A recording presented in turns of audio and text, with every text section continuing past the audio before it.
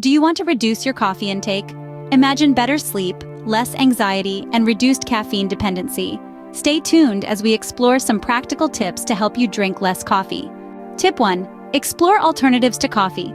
Consider a morning power smoothie, blending fruits, yogurt, spinach, and a dash of honey. It's a nutritious, energizing breakfast. Or, how about herbal teas like peppermint or ginger? Remember, variety is the spice of life. Trying new drinks can make this transition exciting. Tip 2. Break the cycle.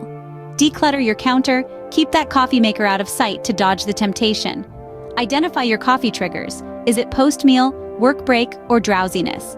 Plan different activities instead. By breaking old habits and creating new ones, you can significantly reduce your coffee intake.